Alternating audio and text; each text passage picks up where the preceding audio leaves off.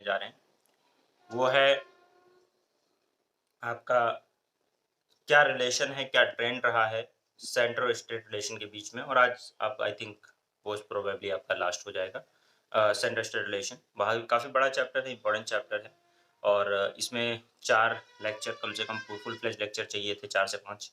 तो हमने डबल ले ही लिया है, 3, 4, 5 लेक्चर ले लिया है।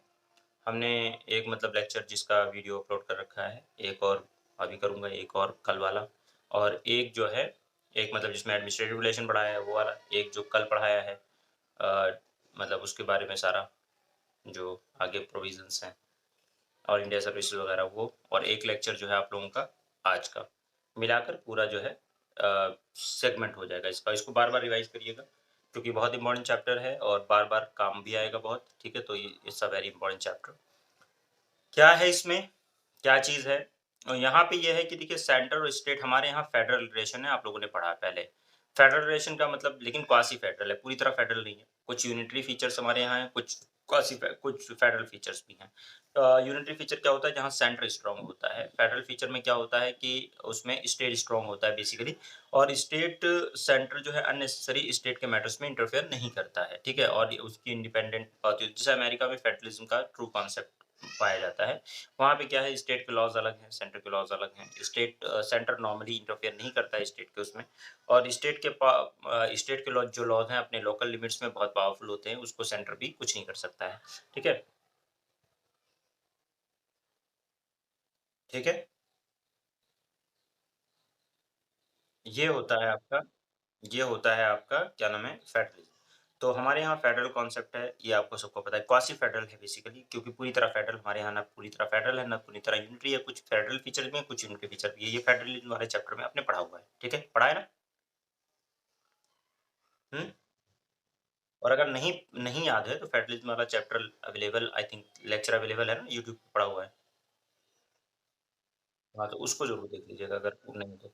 तो यहाँ पे हमारा जो हम लोग जो है इसमें स्टेट का एक, क्योंकि हमारे पास आपको पता है स्टेट गवर्नमेंट है जो आप पढ़ चुके हो, जिसमें चीफ मिनिस्टर हेड करता है, और हमारे यहाँ सेंट्रल गवर्नमेंट है जिसको सेंट्रल गवर्नमेंट हेड करती है।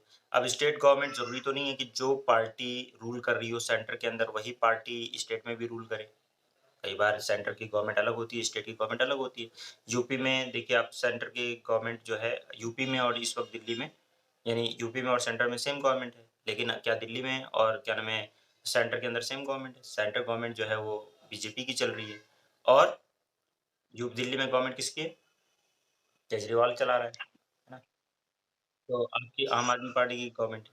इसी तरीके से कई बार ऐसा होता है दिल्ली में बीजेपी या कांग्रेस है, यानी कि दिल्ली में मतलब उसमें सेंटर के अंदर बीजेपी या कांग्रेस है, और यूपी के अंदर एसपी की सरकार होती है। ठीक है? तृणमूल कांग्रेस की, जैसे वहाँ पे क्या नाम है, वेस्ट बंगाल में तृणमूल कांग्रेस की सरकार है। तो अलग-अलग जगहों पे कहीं कांग्रेस की है, कहीं किसी की है ना, राजस्थान में जैसे कांग्रेस की सरकार है। तो अलग-अलग जगहों पे अलग-अलग तरीके से मतलब सरकार हो सकती है। तो ज़ाहिर-सी बात है सेंटर की सारी बातें और सेंटर के साथ कंप्लाई करना ज़रूरी है स्टेट को, है ना? करना ज़रूरी है। लेकिन अगर मान लो कि कुछ ऐसा हो, सेंटर के साथ कंप्लाई करना बहुत ज़रूरी है, वो बात ठीक है। लेकिन सेंटर और स्टेट के अंदर कॉन्फ्लिक्ट हो, आइडियोलॉजी में चेंजेज़ हों, आइडियोलॉजी अगर क्लियर ना हो, तो क्या देश नहीं चलना चाहिए? एक बात ये आती है कि भई हमारी आइडियोलॉजी कुछ और है, आपकी आइडियोलॉजी, ज़ाहिर-सी बात है पॉलिटिकली आप अलग हो, पॉलिटिकल आपकी आइडियोलॉजी कुछ और है, हमारी आइडियोलॉजी कुछ और है। अब हमें क्या देश को फिर भी चलाना है। ये सब होते हुए भी हमें देश को चलाना है ना, देश को तो हम ऐसे छोड़ नहीं सकते कि नहीं भैया आपकी आइडियोलॉजी अलग है तो क्या हो गया, मतलब आप अपने हिसाब से चलो, हम अपने हिसाब से चलें, तो फिर देश टूट जाएगा, बिखर जाएगा। तो देश को बिखारना नहीं है, हमें एक मतलब संगठन बना के, एक यूनिटी बना के, स्टेट, क्योंकि सारे स्टेट मिलकर ही यूनियन बनता है, सही बात तो ये है। सेंटर अगर बनना है तो पूरे सारे स्टेट मिलेंगे तब बनेगा। तो स्टेट अपने आप को बाइफरकेट या हमारे से अलग नहीं हो सकते हैं। तो स्टेट का फिर कुछ डिमांड होती है कि भई देखिए हम साथ में रहेंगे लेकिन हमें ज़्यादा पावर दो, हमें ज़्यादा ऑटोनॉमी दो, हमें हमारे ऊपर ज़्यादा मतलब बदमाशी मत करो, हमारे ऊपर इमरजेंसी लगा के हमारे लेजिस्लेचर पे कानून मत बनाओ, हमारा जो मैटर है हमें खुद सॉल्व करने दो, हमें ज़्यादा इंटरफेयर मत करो, ये स्टेट की तरफ से रहता है, ठीक है? हमें ऑल इंडिया सर्विसेज़ वाले नहीं चाहिए, सेंटर हमें बेमतलब में इंटरफेयर करती रहती है, वो ना करे, ठीक है? ये सारी बातें किसकी तरफ से रहती हैं? स्टेट की तरफ से रहती है। सेंटर की तरफ से इसी उसमें रहता है कि नहीं भाई अगर देश को अखंडता, एकता बना के रखनी है, यूनिटी, इंटीग्रिटी बना के रखनी है, देश की सॉवरेनिटी को प्रोटेक्ट करना है, तो हमें भी ये तो करना पड़ेगा कि जहाँ ज़रूरत होगी वहाँ हमें स्टेट के मैटर्स में भी इंटरफेयर करना पड़ेगा, ठीक है? चाहे वो इमरजेंसी के तौर पे हो जाए या कुछ हो जाए। कई बार मलाफाइडी भी होता है, कई बार सही भी होता है, ठीक है ना? तो दोनों तरीके से। तो यहाँ पे हमारा जो ट्रेंड है ये यही है कि हम जो देखने जा रहे हैं वो ये देखने जा रहे हैं कि स्टेट की क्या डिमांड रही है, स्टेट क्या चाहते हैं और उसके लिए उन्होंने क्या किया है। और जो स्टेट्स कुछ स्टेट हैं जैसे कि तमिलनाडु है, जैसे कि वेस्ट बंगाल है, जैसे पंजाब है, ये हमेशा सेंट्रल गवर्नमेंट के वन वे और अदर खिलाफ रहे हैं, ठीक है? और भी बहुत सारे हैं, लेकिन ये मतलब इसमें से अक्सर क्योंकि यहाँ पे कुछ रीजनलिज़्म वाली बातें ज़्यादा हैं या खुद अपनी वो लेने की मतलब अपना स्टेट को वो लोग सुप्रीम समझने की बात मतलब कि या अपने स्टेट को बहुत अच्छा बनाने की बात, एक रीजनलिज़्म वाली फीलिंग ज़्यादा है। लैंग्वेज को लेकर भी है, कई लोगों को चीज़ों को लेकर है। तो यहाँ पे जैसे वेस्ट बंगाल की भी लैंग्वेज अलग है, आपको पता है। उसके अलावा वेस्ट बंगाल अपने आप को हमेशा से डेवलप समझता रहा है और रहा भी है, क्योंकि 1911 तक कैपिटल जो है आपकी इंडिया की कैपिटल 1911 तक कलकत्ता थी। 1911 के बाद 1911 के बाद जो है वो दिल्ली में शिफ्ट हुई है कैपिटल। तो कलकत्ता हमेशा से डेवलप लोगों का शहर रहा है और आपने देखा होगा वो वीडियो अभी आप लोगों को मैंने जो शेयर की थी कि तो ज़्यादातर आप देखोगे कि शुरू के जितने भी लोग आईसीएस ऑफिसर रहे हैं वो सब बंगाली ही हैं। देख रहे होगे ना? है ना? मैंने भेजा था वीडियो देखी थी आप लोगों ने? पहला मुस्लिम आईसीएस ऑफिसर कौन था?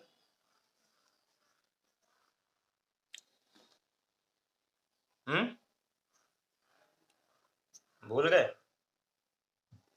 मतलब हैं? वैसे तो पता नहीं है देख के भी भूल गए। तैयब जी का नाम सुना है आपने? बदरुद्दीन तैयब जी का नाम सुना है? कांग्रेस अगर हिस्ट्री पढ़ोगे तो बदरुद्दीन तैयब जी का नाम बहुत आएगा, क्योंकि कांग्रेस में उनका बहुत बड़ा रोल था और बहुत इम्पोर्टेंट रोल प्ले करते थे। तो बदरुद्दीन तैयब जी का जो बेटा था, पहला बेटा फर्स्ट मोहसिन तैयब जी, ठीक है ना? He was the first Muslim ICS officer, ठीक है ना? मुस्लिम, उसके बाद में फिर और भी कई सारे लोग बने हैं, ऐसा नहीं है मतलब कई 2 4-5 लोग बने हैं, यूसुफ साहब भी बने हैं, ठीक है? जिनकी वो कुरान की जो ट्रांसलेशन चलती है, वो भी आईसीएस ऑफ़िसर बने थे, यूसुफ, ठीक है? तो ऐसे कई लोग हैं, लेकिन जो ज़्यादा इम्पोर्टेंट आपको दिखेंगे वो बंगालीज़ ही दिखेंगे ज़्यादा जो मतलब बंगाल में जिन्होंने जिनका वो था, तो उसमें काफ़ी सारे आईसीएस ऑफ़िसर बने, जो आईएएस का पहले आईसीएस कहते थे। सुभाष चंद्र बोस भी 4th रैंक लेकर आए थे। ठीक है, तो कई सारे ऐसे हैं जिन्होंने जो फर्स्ट रैंक लेकर आए। तो उसमें मतलब उसमें कॉम्पिटिशन बहुत ज़्यादा था, ऐसा नहीं है कि वो आसान था, टफ था, तो that was not so easy. तो और काफ़ी दिनों बाद इनको मौका भी मिला था, तो ये चीज़ें भी है। तो मैंने कहने का मतलब ये है कि बंगाली लोग अपने आप को हमेशा से एक मतलब बेटर स्टेज पे थे और पढ़े-लिखे भी ज़्यादा थे। तो वहाँ से उन लोगों को अपनी कहीं न कहीं कुछ न कुछ पॉलिटिकल फीलिंग आती रहती है, ठीक है? आज़ादी के बाद भी। इस तरह तमिलनाडु में भी अपनी लैंग्वेज को लेकर और उन चीज़ों को लेकर बातें उठती रहती हैं। पंजाब के अंदर आपको पता ही है खालिस्तान की डिमांड भी उठती रही है हमेशा से, ठीक है? तो वो कल्चरल अपने आप को अलग समझते हैं कई बार।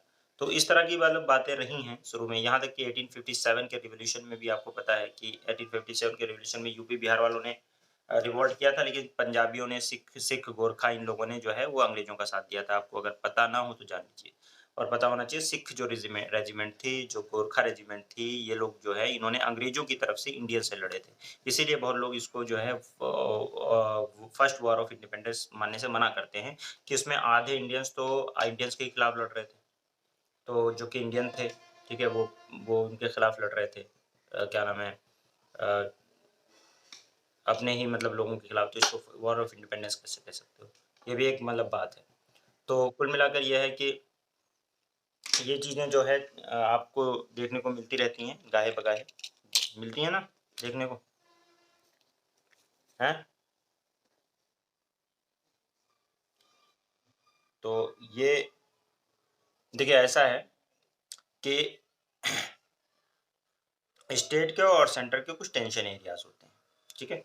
उन टेंशन एरियाज़ में जब आप घुसोगे, तब आपको दिक्कत होगी। अब सेंटर कुछ और कहेगा, स्टेट कुछ और कहेगा, ठीक है ना? सेंटर स्टेट रिलेशन में काफ़ी कुछ टेंशन एरियाज़ हैं। देखिए टेंशन एरियाज़ के में क्या-क्या दे रखा है। पहला क्या है, mode of appointment and the dismissal of the governor, discretionary and partisan role of the governor और उसके अलावा imposition of the president rule, ठीक है?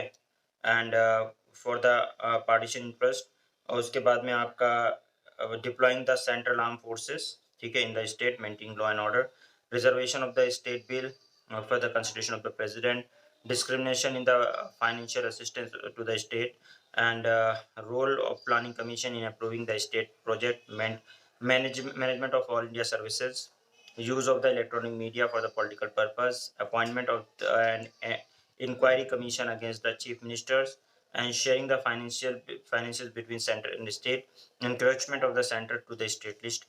तो ये कुछ ऐसे एरियाज हैं जिनके ऊपर सेंटर का और स्टेट का टेंशन एरिया है, जहाँ पे कुछ ना कुछ होता रहता है। आपको पता है कि भाई गवर्नर को कैसे अपॉइंट किया जाएगा, उसके लिए कोई क्लियर प्रोविजन नहीं है, सेंटर अपने हिसाब से अपॉइंट करता है, फिर वो उसके हिसाब से काम करता है। अगर स्टेट में कोई और गवर्नमेंट है और सेंटर के अंदर कोई और गवर्नमेंट है तो उनमें डिस्प्यूट होना ही होना है, ठीक है। कुछ ना कुछ उसको लगेगा या ये अपने बंदे को भिजा के हमारे बिल को रोक रहे हैं। वो जब प्रेसिडेंट के कंसिडरेशन के लिए कोई बिल रोक लेता है तो प्रेसिडेंट के कंसिडरेशन का मतलब क्या है कि सेंटर से पूछ के करेगा, मेन सेंटर का वो हो गया। तो इसका मतलब स्टेट के मैटर में इंटरफेयर कर रहा है सेंटर। फिर IAS जो होते हैं वो उनको भी जो मैनेज कर रहा है एक्चुअल में वो सेंटर गवर्नमेंट कर रही है, तो वो लोगों का भी वो भी अपने हिसाब से काम करवाते हैं उनसे, तो इस वजह से इन लोगों को दिक्कतें रहती हैं, ठीक है ना। एडमिनिस्ट्रेटिव रिफॉर्म कमीशन जो है ARC, वो फर्स्ट जो है रिफॉर्म कमीशन जो है ARC की 1966 में under the chairman of Morarji Desai, इन्होंने इनको बनाया था एक, और बाद में जो है ये आपका हनुमंथ्या, इन ये बने हैं इसके चेयरमैन। तो इट टर्म्स एट रेफरेंस, इसमें कुछ चीज़ें ऐसी दी गई थी कि मतलब आपने एक नाम और सुना होगा, मैंने आपको बताया था कि MC स्टेलवाल्ट का नाम सुना होगा, मैंने बताया रखा है पहले। स्टेलवाल्ट, MC स्टेलवाल्ट बताया है? कहाँ बताया था? याद करो कहाँ बताया था? MC स्टेलवाल्ट का नाम बताया है? हम्म।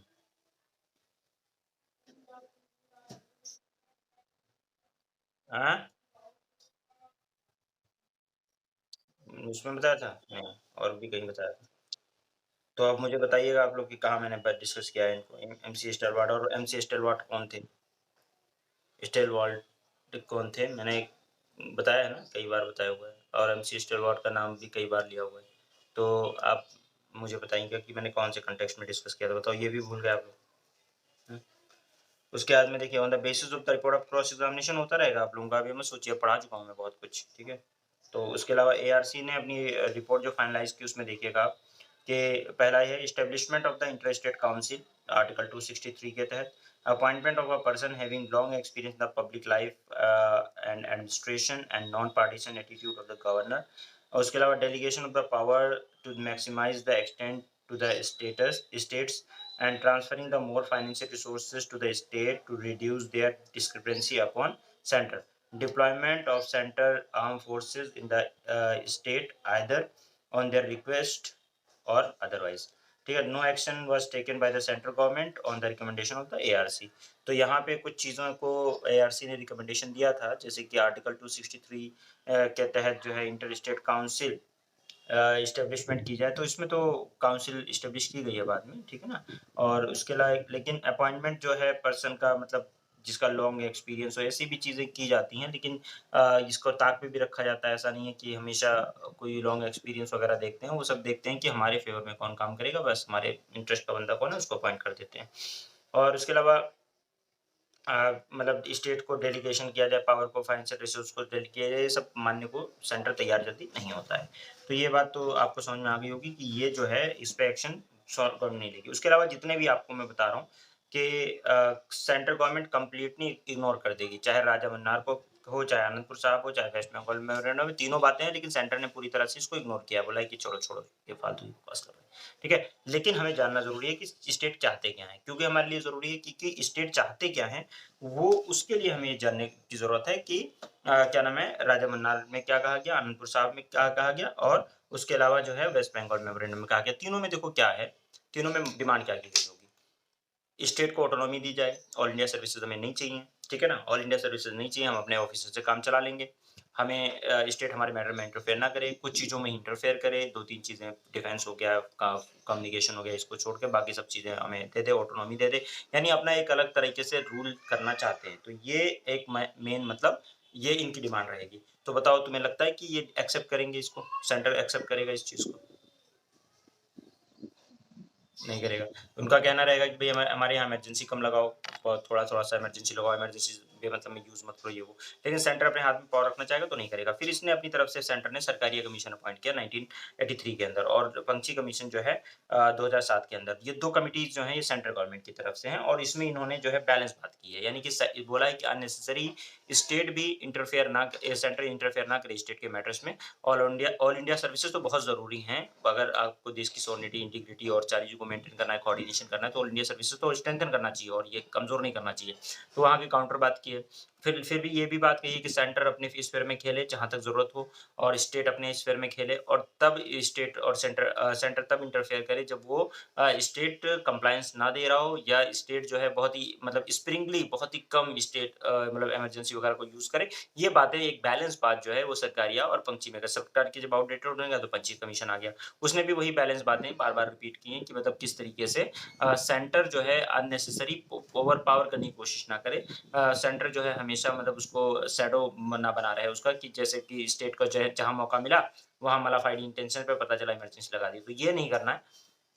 बाकी जो है कोशिश ये करनी चाहिए कि जब तक नॉर्मल कोर्स ऑफ एक्शन चल रहा है, तब तक स्टेट को अपने हिसाब से काम करने दें और जहाँ पे वो डिस्टर्ब करे, वायलेट करे, वहाँ पे रेगुलेट करे। तो ये बात मतलब है। तो कुल मिलाकर ये दोनों मतलब एक तरफ जो है वो ज़्यादा ही डिमांड कर रहे हैं, तो अननेसेसरी में कुछ नहीं मिलेगा फिर। ज़्यादा डिमांड कर दोगे ना तो कुछ नहीं मिलेगा।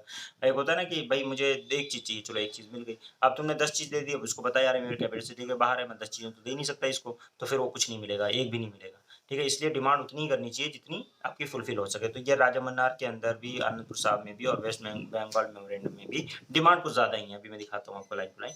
उसके बाद में फिर आपका पंछी और सरकारिया ने बड़ी बैलेंस बातें की हैं। उन्होंने कहा है ठीक है मतलब, तो वो आपको भी लगेगा कि सही रिकमेंडेशन है। तो एक बार लक्ष्मीकांत देख लीजिए, दिखा देता हूँ मैं स्क्रीन पे भी। देख रहे हैं अपनी बुक में? मार्क भी करिएगा। 1969 में तमिलनाडु गवर्नमेंट डीएमके के अंदर में इसने अपॉइंट किया था 3 मेंबर की कमिटी। पीवी राजमन्नार, ये इन्होंने एग्जामिन किया सारे क्वेश्चन को सेंट्रल स्टेट रिलेशन के और सजेशन किया कुछ अमेंडमेंट। ठीक है? Amendment to the constitution so as to secure utmost autonomy to the state. State को ऑटोनॉमी देने के लिए उन्होंने बात की थी। ठीक है ना? और उसमें इन्होंने क्या क्या बोला था, अब देखें आप। जो चीज़ें इन्होंने बोली हैं, ठीक है ना, वो पॉइंट्स देखें आप। पॉइंट नंबर 1 देखें आप। ठीक है? इसमें उन्होंने मतलब सारे टेंशन एरियाज देखे, लेकिन रिकमेंडेशन देखिए बस, बाकी बाकी कहानी छोड़िए। रिकमेंडेशन देखिए कि रिकमेंडेशन क्या दिया था उन्होंने। इन्होंने कहा कि an inter state council should be set up immediately. Immediately एक इंटर स्टेट काउंसिल बनाई जाए। अब इंटर स्टेट काउंसिल का क्या करोगे? क्वेश्चन आता है ना कि इंटर स्टेट काउंसिल क्यों इतना डिमांड कर रहे हो बनाने के लिए, क्यों क्यों कर क्या करोगे? तो देखो ऐसा है कि इंटर स्टेट काउंसिल इसलिए भी ज़रूरी होता है कि भाई अगर आप सेंटर से उस तक अपनी बात को ही पहुँचानी है, तो वो इंसान किसके थ्रू पहुँचाएगा? तो इंटर स्टेट काउंसिल उसके लिए ज़रूरी होता है। चलो ये डिमांड तो मानी जा सकती है कि नहीं? और ये है भी अब कॉन्स्टिट्यूशनल डिमांड है कि नहीं? हैं? तो एक इंटर स्टेट काउंसिल जिसमें स्टेट्स के लोगों की भी बात हो, तो एक इंटर स्टेट काउंसिल बनाने की बात तो कॉन्स्टिट्यूशनल डिमांड भी है। आर्टिकल 263 के तहत उसको बनाने का पूरा प्रोविजन कॉन्स्टिट्यूशन के अंदर भी है ना? है भाई? इंटर काउंसिल तो आपने देखा है, मैंने बताया है इंटर स्टेट काउंसिल का चेयरमैन जो होता है वो प्राइम मिनिस्टर होता है। आप लोग ये वाला सेंट्रल स्टेट रिलेशन से अगला वाला जो चैप्टर है, जिसमें जो फाइनेंस ये वाला चैप्टर है ना, inter state relation, central state relation के बजाय इंटर स्टेट रिलेशन जो है उसमें नेक्स्ट पेज पे आप देखेंगे तो मैंने मार्क करवा रखा है आप लोगों को 15.2 पे देखिए। मार्क कर रखा है आपने inter state council article 263। Mark करा है ना?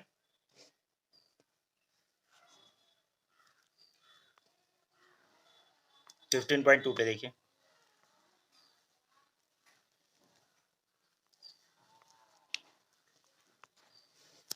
दिख रहा है ना? पेज नंबर 15.2,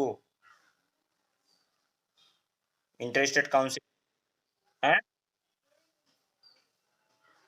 मैंने ये प्राइम मिनिस्टर चैप्टर पढ़ाते वक्त आपको बताया था कि भाई देखिए ऐसा है कि इसको मार्क कर लीजिए और इसका चेयरमैन प्राइम मिनिस्टर होता है, बाकी सारे चीफ मिनिस्टर स्टेट के होते हैं, ये होता है बताया था नहीं?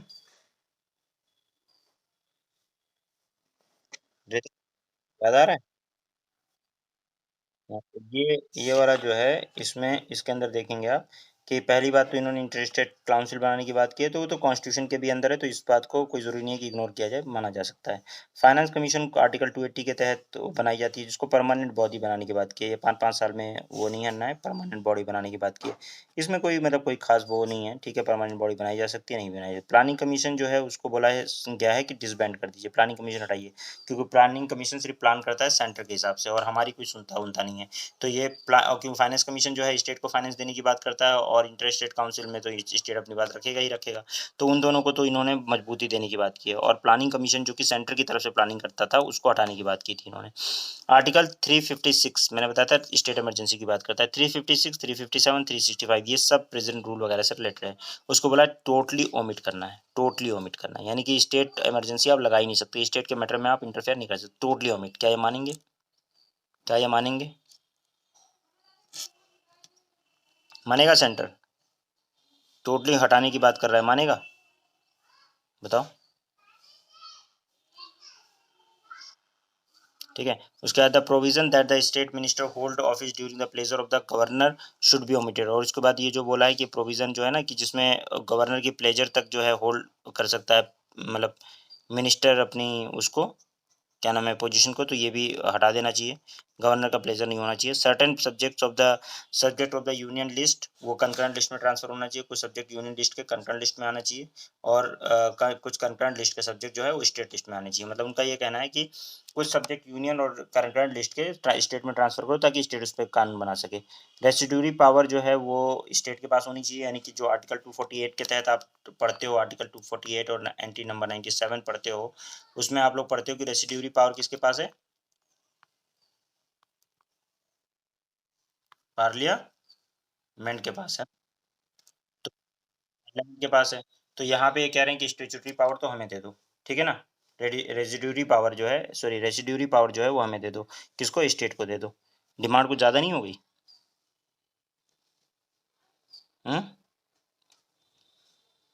मान रहे हो? चलो इससे भी ज़्यादा खतरनाक डिमांड देखो, वो तो छोड़ो, वो भी छोड़ो। All India services must be abolished, should be abolished. ये और खतरनाक डिमांड है। कोई डिमांड मानी जाएगी? लग रहा है कि मानेंगी कौन? Central government? इग्नोर कर दिया सारी कंप्लीटली।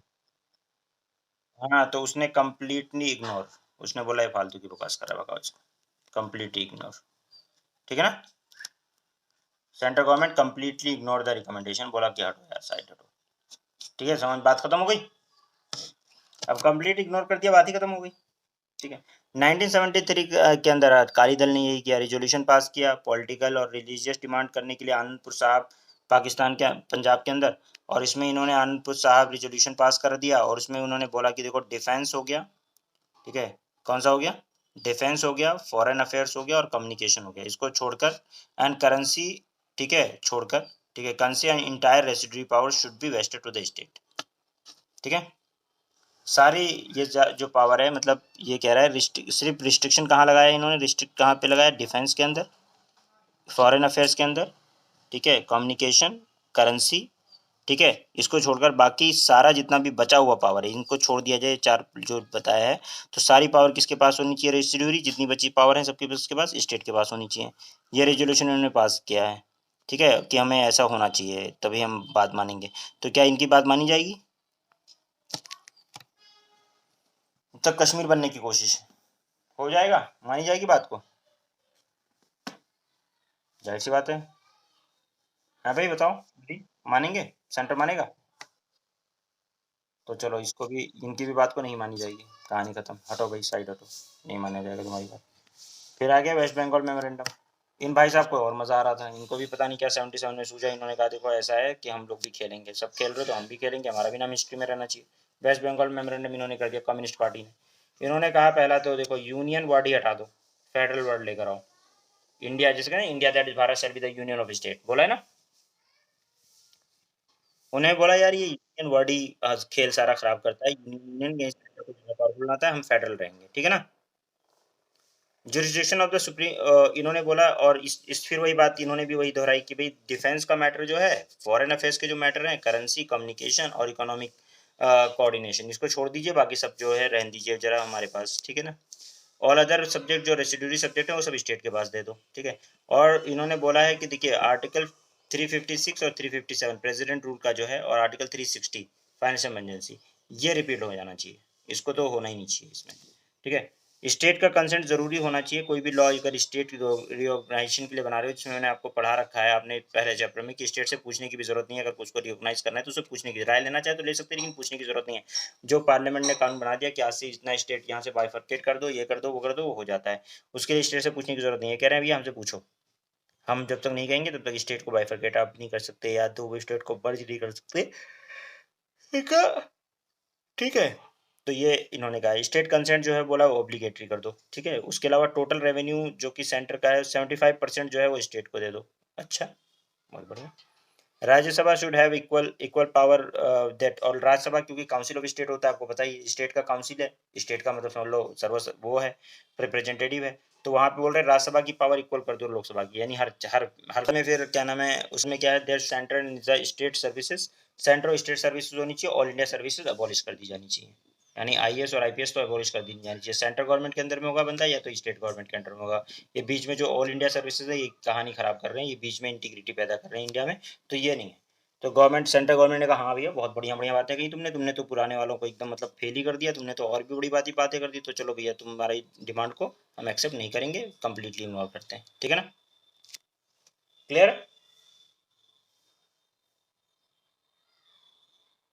बात आ गई समझ में।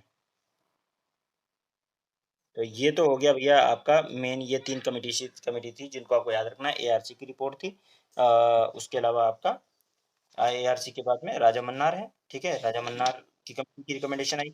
राजा मन्नार के बाद में आपका आनंदपुर साहब की कमेटी की रिकमेंडेशन आई, और आनंदपुर साहब की रिकमेंडेशन के बाद में फिर किसकी रिकमेंडेशन आई, जो है वेस्ट बंगाल मेमोरेंडम आया। इसको सबको हटा के सेंट्रल गवर्नमेंट ने कहा देखो 1983 के अंदर सेंट्रल गवर्नमेंट ने खुद कहा कि चलो ठीक है तुम्हारी प्रॉब्लम का सोल्यूशन हम देते हैं। तो उन्होंने सरकारी कमीशन को अपॉइंट किया, आर्य सरकारिया, इनको अपॉइंट किया, रिटायर्ड जज थे। इनको अपॉइंट करने के बाद इनसे बोला कि साहब आप बताइए कि क्या करना जाना चाहिए। तो इन्होंने जो रिकमेंडेशन दी, ठीक है, वो 247 रिकमेंडेशन थी, लेकिन यहाँ पे आपको 247 नहीं पढ़ना है। आपको यहाँ पे मतलब जो बातें कही हैं बैलेंस बातें कही हैं, और इसी से रिलेटेड आपका पंक्षी भी कहेगा। तो एक बात है परमानेंट, मैं एक एक चीज़ बता दे रहा हूँ इसमें आपका सरकारिया क्या, और ये इंपॉर्टेंट रिकमेंडेशन थी, हम लोग बहुत पढ़ते आ रहते हैं इसकी सारी रिकमेंडेशन। तो परमानेंट आपका इंटर स्टेट काउंसिल बनाया जाना चाहिए, इन्होंने कह दिया, ठीक है, बनाया बनाया जाना चाहिए आर्टिकल 263 के तहत, ठीक है। एक परमानेंट क्या होना चाहिए, इंटरेस्टेड काउंसिल। तो ये बात चलो ठीक है, उन्होंने स्टेट की भी बात की, मैंने कहा ना बैलेंस बात की है। बोला है कि प्रेसिडेंट रूल आर्टिकल 356 के तहत जो है वो बहुत ही स्प्रिंगली, बहुत ही कम यूज किया जाना चाहिए, एक्सट्रीम केसेस में यूज करना किया जाना चाहिए, और लास्ट रिजोर्ट, ये क्या नाम है आपका, लास्ट रिसोर्ट होना चाहिए। ऑल द अवेलेबल अल्टरनेट जब फेल हो जाए तब आर्टिकल 356 यानी कि प्रेसिडेंट रूल या इमरजेंसी जो लगाने हैं, स्टेट इमरजेंसी जो लगाते हैं, वो तब लगाया जाना चाहिए। आर्टिकल 356 का मतलब क्या है, स्टेट इमरजेंसी, वो तब लगाना जाना चाहिए जब सारे अल्टरनेट फेल हो चुके हों। गैरी, दोनों बातें समझ में आ गई। The institution of all India services should be further strengthen, वो लोग क्या कह रहे थे करने के लिए, कि हटा दो, ये कह रहे हैं और स्ट्रेंथन कर दो और स्ट्रॉन्ग कर दो, ठीक है, ठीक है, और सर्विसेज शुड बी क्रिएटेड, और मोर सर्विसेज और बना दो दो चार, ठीक है। वो हटाने की बात कर रहे थे, इन्होंने उल्टा बोला है, ठीक है, समझ में आ गई बात। Residuary power of taxation should continue, उन्होंने बोला देखो रेसिड्यूरी पावर की जहाँ तक बात है वो सेंटर के पास रहना चाहिए, ये बकवास की बात है कि स्टेट को दे दो, ठीक है। तो ये रेसिड्यूरी पावर जो है वो पार्लियामेंट के साथ ही रहना चाहिए, कंकरेंट लिस्ट, ठीक है। तो ये बोला है। और when the president withhold his assent for to the state bill the reason should be communicated, हाँ ये है कि अगर आपने कोई बिल विदहोल्ड किया, रोका है स्टेट बिल, तो उसके लिए आपको रीजन बताया जाना चाहिए। तो यहाँ पे एक बात इन्होंने रीजनेबल बात कही कि देखो ऐसा है नहीं, अपने मन से ऐसी ना रोको, आप रीजन बताओ कि आपने क्यों रोका है, उसका रीजन शुड बी कम्युनिकेटेड, ठीक है ना, ये दैट इज अ थिंग। उसके अलावा national development council should B renamed, और नेशनल डेवलपमेंट काउंसिल उसको रीनेम किया जाना चाहिए, क्या करने, नेशनल डेवलपमेंट काउंसिल मैंने आप लोगों को बताया था, याद करो कि प्लानिंग कमीशन जो प्लानिंग कर देता है तो नेशनल डेवलपमेंट काउंसिल उसको अप्रूव करता था, याद है, बताया था ना। 1952 के अंदर बना था, मैंने बताया था कि प्लानिंग कमीशन जब प्लानिंग करता था तो 4 8 10 लोग प्लानिंग कर देते थे, लेकिन जो ये होता था ना एनडीसी, क्योंकि एनडीसी जो है ये अप्रूवल देता था, ये मैंने पंचायत राज वाले भी चैप्टर में आपको बताया था कि एनडीसी अप्रूवल देता था कि भैया ऐसा है कि नेशनल डेवलपमेंट काउंसिल, तो अब तो इसको भी हटा दिया गया है, प्लानिंग कमीशन को हटा दिया, क्योंकि प्लानिंग कमीशन ये कहा है, क्योंकि ये इसमें 4 स्टेट के चीफ मिनिस्टर और प्राइम मिनिस्टर का चेयरमैन होता था, वो रहते थे। लेकिन बताया जाता है कि ये सिर्फ पोस्टमार्टम करता है, जब आप बना चुके होते हो उसके बाद में फिर ये तो इसकी रिकमेंडेशन का मतलब ही क्या रह जाता है, पॉलिसी स्टेज में तो ये कुछ पार्टिसिपेट करता नहीं है। तो एनडीसी को बोला गया था कि रीनेम कर दिया जाए, इसने कहा था, और national economic and development council कह दिया जाए इसको। The zonal council should be constituted afresh and reactivate to promote the spirit of federalism. Zonal council हमारे यहाँ होते हैं, वो zonal council आपको बनाया जाना चाहिए ताकि strengthen हो सके area. The centre should have power to deploy its arm forces, centre के पास अपनी पावर होनी चाहिए कि वो अपनी आर्म फोर्सेस यानी सीएपीएफ वगैरह को, आर्मी उसको सीआरपीएफ वगैरह है, और इसके अलावा आईटीबीपी वगैरह इनको डिप्लॉय कर सके, even without the consent of the state. However it is desirable the state should be consulted, मतलब ये कह रहा है कि अगर सेंटर चाहे तो अपनी आर्म फोर्सेस को वे भी वो जो है वो डिप्लॉय कर सकता है जरूरत पड़ने पर, लेकिन उसके लिए कंसल्टेशन अगर किया जाए तो अच्छी बात है, यानी डिजायरेबल है कि कंसल्ट किया जाए, लेकिन कंपलसरी नहीं है, ठीक है ना। The centre should consult the state before making a law on the subject of the concurrent list, और स्टेट इसमें ये बोल रहा है कि सेंटर को कंसल्ट करना चाहिए किसके साथ, स्टेट के साथ, अगर वो कंकरेंट लिस्ट में कोई कानून बना रहा है, क्योंकि कंकरेंट लिस्ट में दोनों बना सकते हैं तो कंफ्लिक्ट ना पैदा हो इसकी वजह से। The procedure of consultation of the chief minister in the appointment of the state governor should be prescribed in the constitution itself। तो ये बोला है कॉन्स्टिट्यूशन के अंदर अमेंडमेंट करो और उसमें डाल दो कि यार अगर हमें गवर्नर को किसी को अपॉइंट करना है, ठीक है, तो चीफ मिनिस्टर से कंसल्ट करना, ठीक है, ये मैंडेटरी हो जाए इसका अपॉइंटमेंट में, उसको मतलब एक मैनर हो कि भाई ऐसा ऐसा है कि इसे इसे ऐसे चीफ मिनिस्टर से कंसल्ट करना जरूरी है, ठीक है, वो प्रोसीजर पूरा लिखा जाना चाहिए। The net proceed of the corporate tax may be made possibly shareable with the state, और इन्होंने बोला है कि जो नेट प्रोसीड कॉर्पोरेशन टैक्स का है वो भी स्टेट को दिया जाना चाहिए। The governor can not dismiss demand the majority in the command, और गवर्नर को स्टेट के सेंट्रल गवर्नमेंट के कहने पर कभी भी सरकार को मिस नहीं वो नहीं करना है जब तक कि मेजोरिटी उनकी है, यानी कि सस्पेंड करना है या उसकी पावर को ओवर पावर नहीं करना है सेंटर की तरफ से जब तक कि मेजोरिटी उसकी है, मतलब जिस पार्टी की गवर्नमेंट है उसकी जिसकी मेजोरिटी है उसकी गवर्नमेंट है, समझिए कॉन्स्टिट्यूशन के तो यही है। The governor's term of 5 year is in the not be disturb except on some extreme compelling situation. तो बोला ये नहीं कि आपकी सरकार आई बस आपने फटाक से गवर्नर बदलना शुरू कर दिया, तो 5 साल तक का जो उसका टेन्योर है उसको कंप्लीट करने दीजिए। ये गलत चीज़ है कि आप आज क्या नाम है जैसे ही आप आते हैं आप उसको बदलने की कोशिश करने लग जाते हैं। No commission of inquiry should be set up against the state minister unless it क्या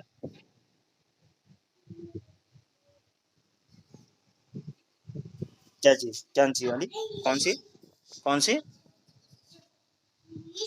12th वाला कि governor can not dismiss the council of ministry as long as the, हाँ वो बिल्कुल नहीं कर सकता है, लेकिन कभी कभी एक्स्ट्रा ऑर्डिनरी सिचुएशन में वो क्या करते हैं ना, जब हैंग पार्लियामेंट सिचुएशन होती है और मेजोरिटी किसी की नहीं हो पाती है या कुछ डिस्प्यूटेड मेजोरिटी रहती है तो वो कर देते हैं, तो वहाँ पे भी बोल रहे हैं कि आपको थोड़ा सा चाहिए। एक्चुएशन का मतलब लॉ नहीं होता, रिकमेंडेशन का मतलब है गवर्नमेंट चाहे तो माने तो ना माने, समझ रहे हो ना, एक अपनी बात रख रहे हैं वो बस। तो उसके अलावा the commission inquiry should be set up against the state minister unless the demand is made parliament, अगर जब तक कोई कमीशन इंक्वायरी कमीशन नहीं बैठेगी मिनिस्टर ऑफ स्टेट के खिलाफ, और सरचार्ज जो है टैक्स ऑन टैक्स होता है सरचार्ज, वो तब स्ट्रिक्टली लिमिटेड टाइम के लिए लगाया जाना चाहिए, स्पेसिफिक रीजन बताया जाना क्यों आप लगा रहे हो सरचार्ज, क्या जरूरत है, स्पेसिफिक पर्पस बताया जाना चाहिए, ये उन्होंने मतलब अपना चार्ज सेंटर लेने की बस कि आप अमीर हो तो दो। The present division of the function between the finance commission and the planning commission उस समय का जो है is reasonable and should continue, उन्होंने बोला जो क्लासिफिकेशन है इसने कहा था कि जो प्लानिंग कमीशन का और फाइनेंस कमीशन की जो केमिस्ट्री है ना वो रीजनेबल केमिस्ट्री है, कोई दिक्कत नहीं है उसमें, तो इसको जो है कंटिन्यू रहने दिया जाना चाहिए। उस समय की प्लानिंग कमीशन थी तो उस समय इन्होंने ये रिकमेंडेशन दी थी। The present division of the function between the finance commission and the planning commission is reasonable and should be continue. उसके बाद बोला है स्टेप शुड बी टेकन, हाँ बेटा बेटा बेटा, हाँ बेटा तुम खा लो, मैं अभी पढ़ा लेता हूँ फिर खाऊंगा। थैंक यू थैंक यू, ठीक है ओके थैंक यू। तो इसमें उसके अलावा step should be taken to uniformly implement the 3 language formula in spirit, यानी 3 लैंग्वेज फार्मूला मतलब मदर टंग उसमें इंक्लूड किया जाना चाहिए, हिंदी इंग्लिश के साथ मदर टंग इंक्लूड किया जाना चाहिए। तो ये वाली जो चीज़ है इसको जो है मदर टंग मतलब तेलुगु तमिल ये वो, तो इसको भी बढ़ाया जाना चाहिए, ये उन्होंने बोला है। उसके अलावा no autonomy for the radio television but decentralisation in their operation, मतलब किसी को एक को ऑटोनॉमी रेडियो और टेलीविज़न पे नहीं दिया जाना चाहिए, यानी कम्युनिकेशन के लिए मतलब रीडली अवेलेबल हो स्टेट और सेंटर दोनों के लिए कम्युनिकेशन चैनल्स जो है वो क्या है। और उस बोला है कि राज्यसभा जो है और में सेंटर का जो रोल है, ठीक है, no change in the role of Rajya Sabha, centre role to reorganise the state. तो इसमें बोला है कि कोई मतलब रोल नहीं होना चाहिए, कुछ चेंज नहीं होना चाहिए राज्यसभा में, क्योंकि सेंटर की पावर है कि ऑर्गेनाइज कर सकता है, रीऑर्गेनाइज कर सकता है स्टेट को। और उसके अलावा एक commissioner for linguistic minority appoint किया जाना चाहिए। तो 180 रिकमेंडेशन जो है इंप्लीमेंट की गई out of 247 recommendation Sarkaria commission की। और मोस्ट इम्पोर्टेंट इसमें से जो है इंटर स्टेट काउंसिल का 1990 में बनना है। क्या आपको इतनी बात समझ में आ गई?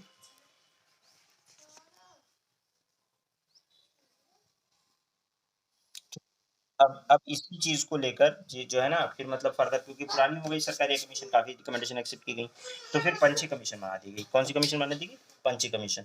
अब पंची कमीशन भाई का भागो मत। पंची कमीशन जो है ना उसकी अपनी रिकमेंडेशन थी, लेकिन पंची कमीशन की जो कहानी दे रखी है ना पहले आपके 2-4 पेजेस जो दे रखे हैं वो ये है कि किस किस पे इन्होंने रिकमेंडेशन मांगी थी। अब क्योंकि पंची कमीशन बनाई गई थी तो उन्होंने दे दिया, लेकिन ये आपके लिए ज़्यादा इंपॉर्टेंट नहीं है कि किस पे रिकमेंडेशन मांगी। मेन आपके लिए इंपॉर्टेंट ये है कि उसने रिकमेंडेशन क्या दी, ठीक है ना। तो ये जो पहले के शुरू के जो आपके मतलब पॉइंट्स दे रखे हैं ABCDEFG, ये फालतू बकवास है। आपको स्टार्ट जो करना है कि जहाँ पे उन्होंने इम्प्लीमेंट उसकी बात की है, ठीक है ना।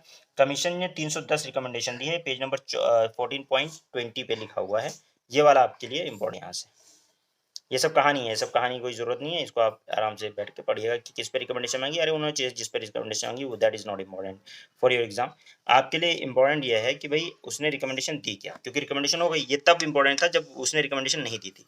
तो उसके लिए उसको छोड़ दीजिए आप सिर्फ ये देखिए कि 310 रिकमेंडेशन जो है वो उन्होंने दिया था। 310 में भी आपको पूरा याद नहीं करना है कि 310 जाके बैठ के याद करो। 310 रिकमेंडेशन दी हैं वो आपको ये याद देखना है, ठीक है। सेवरल सिग्निफिकेंट बहुत सारे सेंटर स्टेट की वर्किंग के ऊपर रिकमेंडेशन दी गई हैं। तो इसमें इन्होंने जो रिकमेंडेशन दी वो यहाँ से शुरू है, ठीक है, जो कि जो है centre state relation the important recommendation are mention below. तो कुछ इंपॉर्टेंट रिकमेंडेशन दिया हुआ है यहाँ पे, लगभग लगभग सरकारिया वाली ही रिकमेंडेशन है, ठीक है, ज़्यादा कुछ ऐसा चेंज वेंज नहीं है, ठीक है। वही बात मैंने बताया ना कि जैसे एक रिकमेंडेशन आ जाती है, जैसे कि एक बार उनकी आ गई थी बलवंत राय मेहता की, तो फिर बार बार LM सिंघवी वगैरह उन्होंने, गेट गिल ने पंक और लोगों ने रिपीट किया, तो ये भी ऐसे ही रिपीट किया हुआ है इन्होंने भी, ठीक है। बस ये है कि अब पेजेस भर दिए गए हैं सारे बढ़ बढ़ के। तो इसमें जो है आपको ऐसा करना है, ये इसकी रिकमेंडेशन जो है 310 रिकमेंडेशन है। इसमें से मैं आपको जो है आज कुछ यानी इन्होंने जो दिया है आपकी बुक के अंदर उसमें तो इन्होंने मतलब 30-40 तक दिया होगा, 38 तक रिकमेंडेशन दिया हुआ है, ठीक है। अड़के हैं इसमें 310 है, उसको 38 में सम्मिलित किया हुआ है। तो उसमें उसका मैं अभी जो बात करूंगा वो कुछ की बात कर ले रहा हूँ, बाकी आपको होमवर्क मिलेगा, इसको आपको खुद करना है, ठीक है भाई। क्योंकि मैंने सारी बातें इसमें बता ही रखी हैं, आप लोगों को समझ में आ गया होगा, कोई इतनी चीज़ नहीं है, जैसे सरकारी है उसी तरह ये भी है।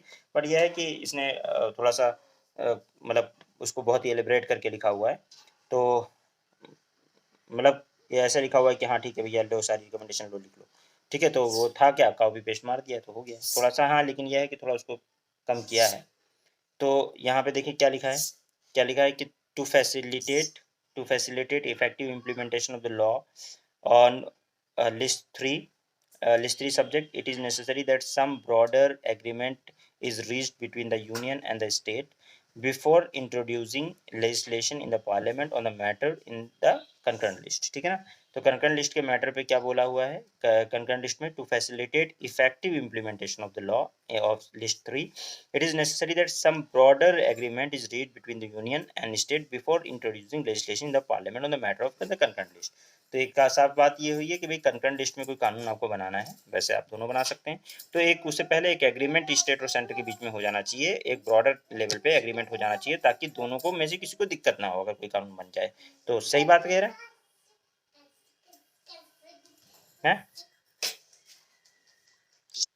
सही है ना भाई, कि पहले ही एग्रीमेंट कर लो, क्या है बाद में लड़ोगे, है कि नहीं।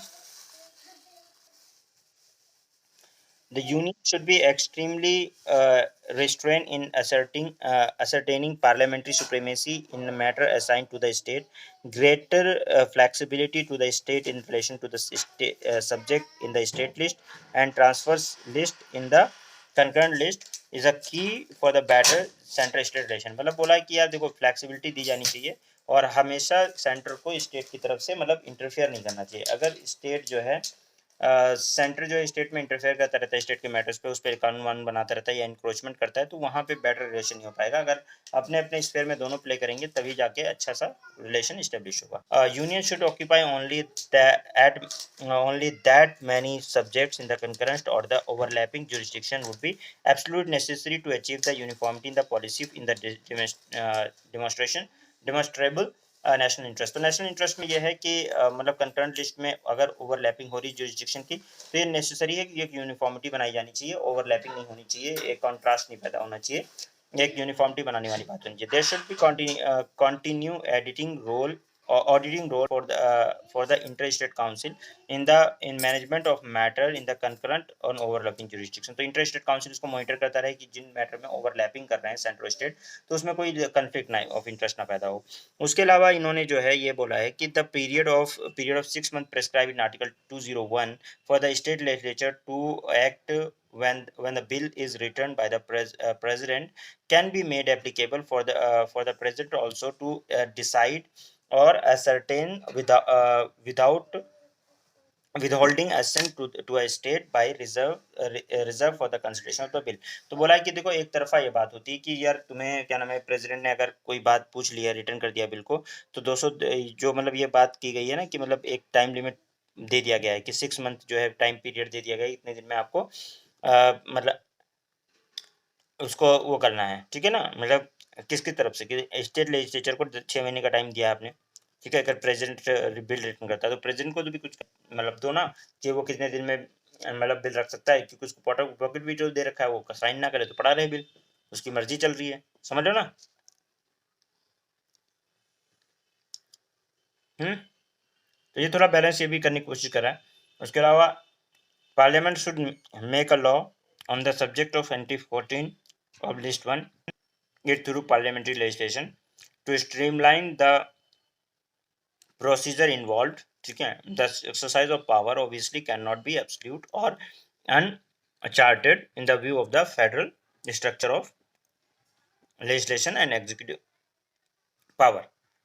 तो ये भी आसान बात है, समझ में आ गया होगा कि भाई देखिए ऐसा है कि पार्लियामेंट जो है उसको कोई भी ट्रीटी वगैरह इंप्लीमेंट करानी है, ठीक है, कुछ भी करना है, तो उसके लिए जो कानून बनाएगा जाहिर सी बात है पार्लियामेंट को ही बनाना पड़ेगा। तो ऐसा नहीं होना चाहिए जिससे फेडरल स्ट्रक्चर में कोई दिक्कत हो, ठीक है, ऐसा बनाना चाहिए, क्योंकि पावर तो दोनों के पास है लेजिस्लेट करने की, सेंटर के पास भी है और पार्लियामेंट के। अब वो कोई ऐसा कानून बना दे जिससे इंक्रोचमेंट हो जाए स्टेट लिस्ट में, तो वो फिर मजा नहीं आएगा। Financial obligation and its implementation of the on the state finance arising out of the treaties and agreement would be permanent, ठीक है, term of reference to the financial commission constitute from time to time। Financial obligation and implication of the state finances arise out of the treaties agreement.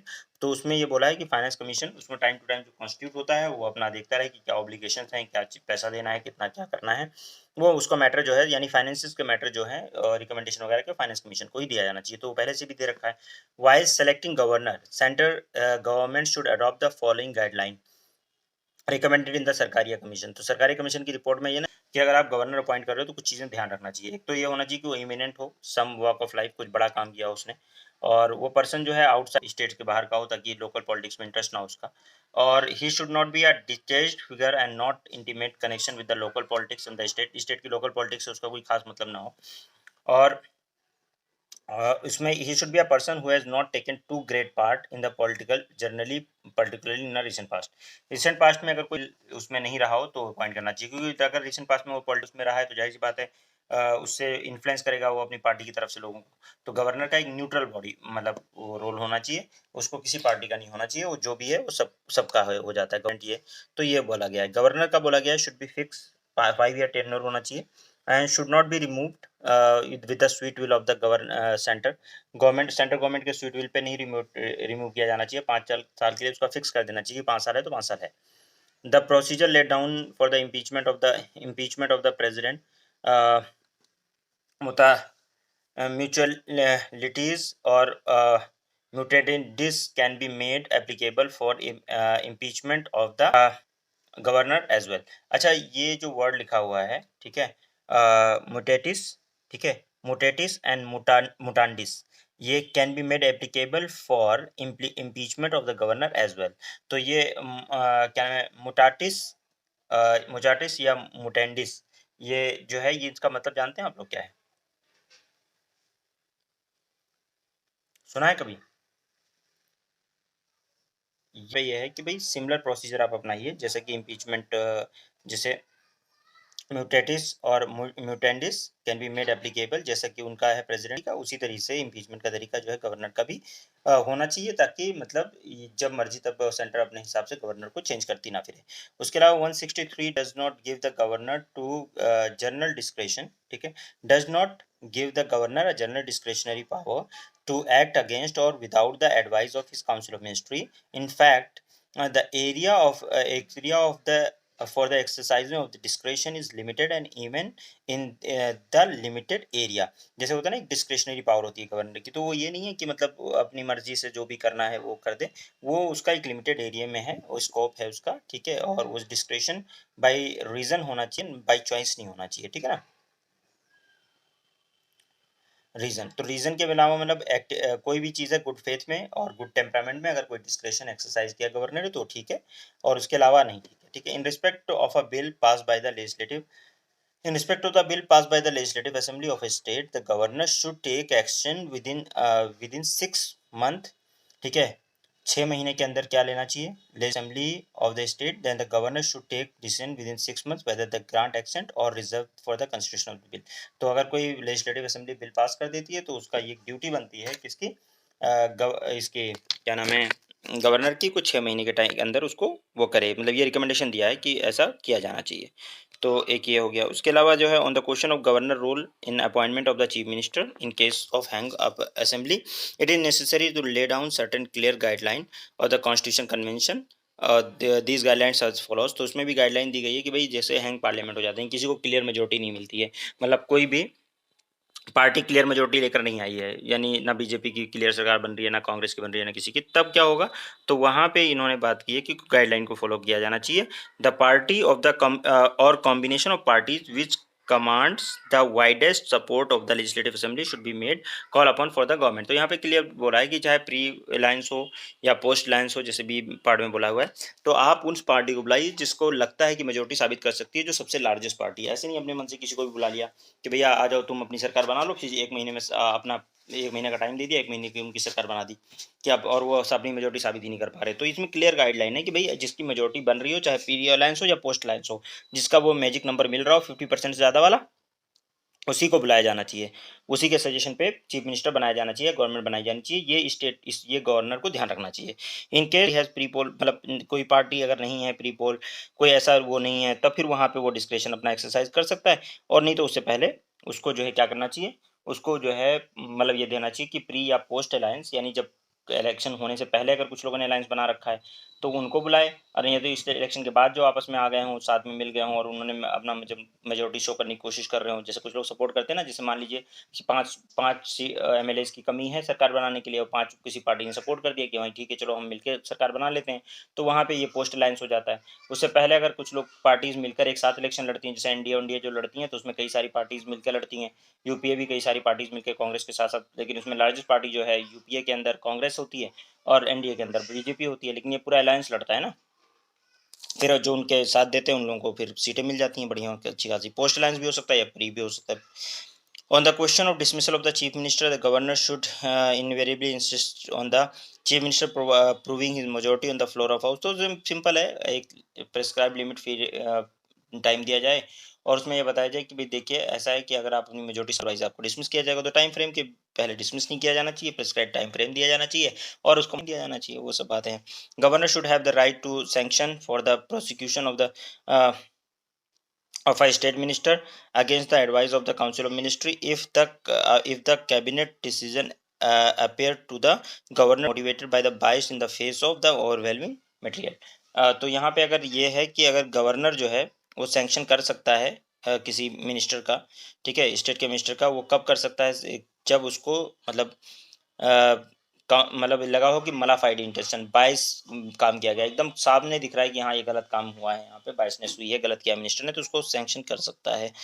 Convention of the governor acting as a chancellor of the university, लेकिन ये recommendation है, law में समझ लीजिएगा, ये उन्होंने recommendation दिया, उनकी रिकमेंडेशन है, ठीक है। The convention of the governor acting as a chancellor of the university and holding other statutory position should be done away. उन्होंने बोला यार ये जो कहानी गवर्नर को दे रखी है ना कि chancellor of the state universities होता है और इस तरह की जो और स्टेचुटरी, ये सब हटा देना चाहिए, क्योंकि फिर वो उसको सेरिमोनियल सिर्फ रह जाता है, उसका रोल सिर्फ कॉन्स्टिट्यूशनल प्रोविजन तक ही रहना चाहिए। अलावा जो है जब एक्सटर्नल एग्रेशन और इंटरनल डिस्टर्बेंस, ठीक है, paralyze the state administration during the situation of potential breakdown of the constitutional machinery of the state. All alternate course available the union for discharging its paramount responsibility under article 355 should be exhausted to contain the situation, and power under article 356 should be limited strictly by rectifying a failure of the constitutional machinery of the state. तो ये क्या है कि देखिए इसमें article 355 है, article 355 जो है ना उसमें ये बात बोल दिया स्टेट जो है वो स्टेट की रक्षा कौन करेगा, सेंटर करेगा, ठीक है ना, ये बात की कर रखी है। तो अब वो अगर मतलब उसको ज़रूरत पड़ती है स्टेट की तो वो पूरी अपनी मशीनरी यूज़ करे, पूरा मतलब उसकी रिस्पॉन्सिबिलिटी है कोई यूज़ करके और उसको मतलब फुलफिल करे उसको भाई कि हमारा जो है स्टेट को कॉन्स्टिट्यूशनल मशीनरी फेल हो रही है तो वहाँ इमरजेंसी लगाए, और नहीं तो अपने इस सिचुएशन में कंट्रोल, कहीं कोई मतलब एक्शन एग्रेशन हो रहा है या कुछ भी हो रहा है तो वहाँ पे कंट्रोल करना, उसकी हिफाजत करना उसका काम है तो वो करे, ठीक है। On the question of invoking article 356 in case of failure of constitutional machinery, तो उन्होंने एस आर बोमई का केस था ना कि आप बार बार इमरजेंसी ना लगाओ, आप बार बार ऑर्डिनेंस ना बनाओ, वो सारी बातें थी। तो उसमें इन्होंने बोला है कि बार बार ये जो आप आर्टिकल 356 लगाते हो तो सरकारी एस आर बोमई में कहा गया है ये कि जो है बेमतलब में आप सेंटर स्टेट रिलेशन खराब होता है इसमें बार बार इमरजेंसी लगाने से, वो ज़रूरत पड़े तभी लगाओ नहीं तो नहीं लगाओ, वो बात भी क्लियर पैरामीटर देती है उसको कि इमरजेंसी कब लगाई जानी चाहिए। तो इमरजेंसी को एकदम लास्ट रिजॉर्ट के तौर में यूज़ करा जाना चाहिए, जब सारे हथियार फेल हो जाएं, जब कुछ ना काम करे तब जाके आपको इमरजेंसी वाला हथियार यूज़ करना चाहिए, चाहे वो 352 के तहत नेशनल इमरजेंसी का हो, चाहे 356 के अंदर स्टेट के इमरजेंसी का हो। और स्टेट को जो है और यहाँ पे स्टेट को प्रोटेक्ट करने का भी जो है वो ड्यूटी है किसकी, सेंटर की, ठीक है। उसके अलावा सूटेबल अमेंडमेंट किया जाना चाहिए आर्टिकल 360 263 के अंदर इंटर स्टेट काउंसिल के अंदर उसकी पावर उसके फंक्शन में, और बेटर करना चाहिए। जोनल काउंसिल बनाए गए हैं, उसको बोला गया है कि ट्वाइस a ईयर उनकी मीटिंग होनी चाहिए ताकि इंटर स्टेट काउंसिल यानी स्टेट आपस में अच्छे से कोऑपरेट कर सकें, ठीक है ना। उसके अलावा जो है बोला है empowerment committee of the finance minister of the state, मतलब अगर एम्पावर्ड कमिटी बनाई जाए हो of finance minister of the state prove to be a fruitful experiment in the state inter state coordination of the financial matter. बोला है कि जो finance minister होते हैं ना स्टेट के, उनका अगर एक एम्पावर्ड कमिटी बना दी जाए तो वो जो है उसमें एक फॉरम बना दिया जाए तो वो फ्रूटफुल साबित हो सकता है, जिसके लिए आपस में कोऑर्डिनेशन फाइनेंशियल मैटर को लेकर उसके लिए, ठीक है ना।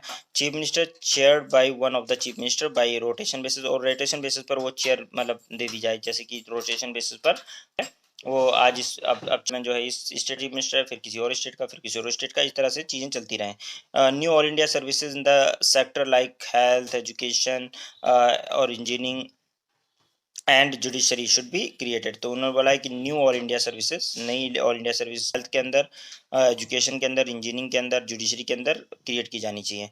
Factor inhabited the composition and functioning of the second chamber as a representative forum of the state should be removed or modified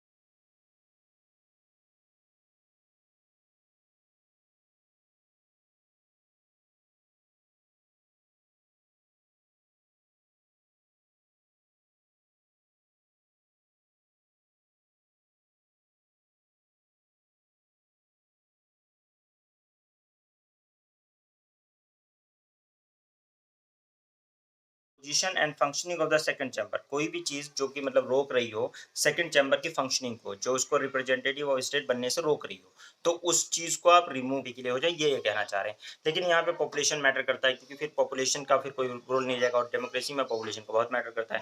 तो ये भी इनकी रिकमेंडेशन थी। तो इस तरह से हमने 25 रिकमेंडेशन मैंने आपको बता दी हैं, और बाकी जो है आपका है वो सब यही तरह मैं फटाफट बता दे रहा हूँ कि क्या है। बेसिकली इसमें यही चीज़ें बात की गई कि लोकल सेल्फ गवर्नमेंट को स्ट्रेंथन करने का, उसके अलावा जो है आपका सेंट्रल लेजिस्लेशन कम से कम आरटीआई आरटीई वगैरह के राइट टू एजुकेशन वगैरह को ठीक से यूज़ किया जाए। उसके अलावा जो है आपका प्रोफ़ेशनल टैक्स वग़ैरह, प्रोफ़ेशनल जो टैक्स है उसमें उसको जो है कोई सीलिंग वग़ैरह बोला ना, current ceiling of the fund उसको मतलब हटा दी जाए, हटा कि प्रोफ़ेशनल टैक्स जो है उसकी सीलिंग है ₹2500, तो उसको हटा के उसमें क्या है बढ़ा दिया जाए, ताकि मतलब स्टेट के पास अपना भी कुछ पैसा-वैसा जनरेट करने का वो हो, यानी स्टेट को थोड़ा-सा टैक्स में थोड़ा बेनिफिट वग़ैरह मिले, ये भी इसमें बात करी हुई है। उसके अलावा जो है बोला है ना, scope of raising more revenue from the tax mention in article 268 examine afresh, उसमें बोला है कि मतलब स्टेट को जो टैक्स वैक्स लगाने का मैटर है उसको फ्रेश एग्जामिन किया जाना चाहिए। और ग्रेटर जो है अकाउंटेबिलिटी लेजिस्लेचर की होनी चाहिए इस चीज़ के लिए कि मतलब एनुअल जो असेसमेंट हो वो इंडिपेंडेंट बॉडीज करें, और पता चले कि भाई इंडिपेंडेंट बॉडीज करें, ताकि पता चले स्टेट को कितना मिलना चाहिए सही फेयर तरीके से, क्या कितना मिलना चाहिए। ठीक है, टर्म टर्म ऑफ रेफरेंस वगैरह पे जो है काम किया जाना चाहिए। मेनली बेसिकली इनका ये है कि फाइनेंशियल रिसोर्सेज जो हैं वो स्टेट के पास भी हो, और स्टेट को भी मतलब इस तरह से फाइनेंशियल रिसोर्सेज मिले कि वो अपना सुचारू रूप से चीज़ें अच्छे से चला सकें। फाइनेंस कमीशन और प्लानिंग कमीशन जो है वो उनको आपस में सिंक्रोनाइज़ करते रहना चाहिए, मतलब एक दूसरे से डेटा ट्रांसफर करते रहना चाहिए। उस समय प्लानिंग कमीशन थी तो उन्होंने plan and non planned expenditure जो है उसके लिंकेज को क्लोज कह रहा है ना, because of the close linkage between the plan and non planned expenditure, ये 34 पे कह रहा है। Expert committee may be appointed to look into the issues of distinction between the plan and non-planned expenditure।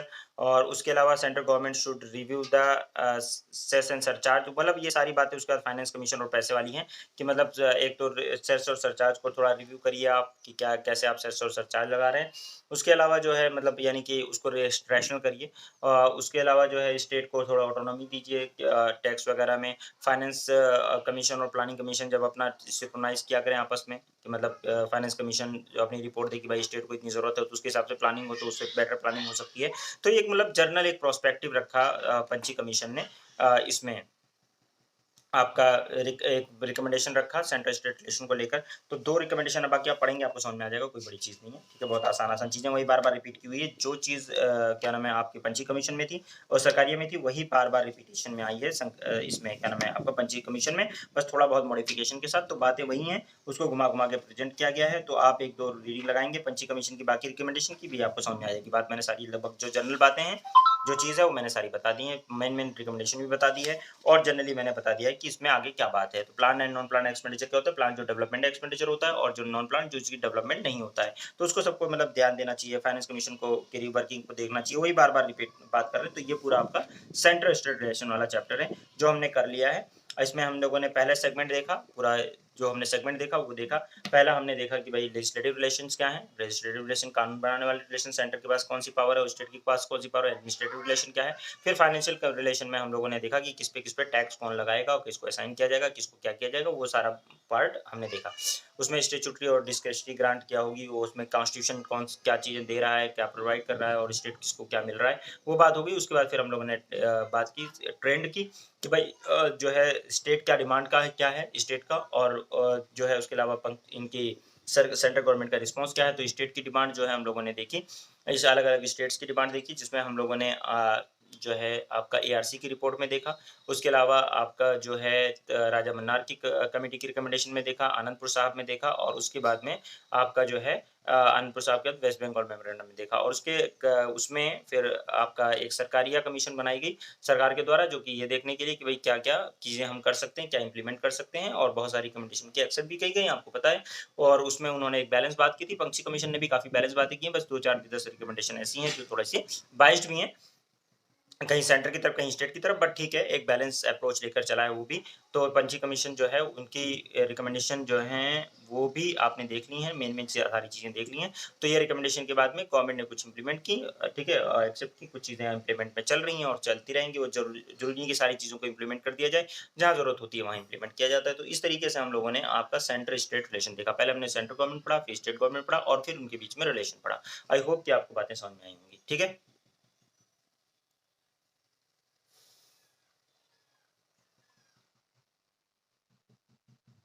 आपको मतलब जनरल तो सारी बातें समझ में आ गई, 1-2 रीडिंग लगाएँगे, सब समझ में आ जाएगा क्योंकि इनकी डिमांड को एक्सेप्ट नहीं किया गया है स्टेट वालों की, और पंछी और सरकारी इम्पोर्टेंट है, जिसमें से सरकारी आपको पूरा पढ़ लिया आपने, पंछी में आप 1-2 रीडिंग लगाएँगे, आपको समझ में आ जाएगा। वैसे मैंने पंछी भी सारा ही बता ही दिया है।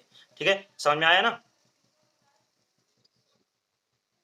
चलिए, तो आपका ये बहुत बड़ा चैप्टर था, बहुत भारी चैप्टर था, जिसको हमने आज फिनिश कर दिया है। अब इंशाल्लाह नेक्स्ट क्लास में हम लोग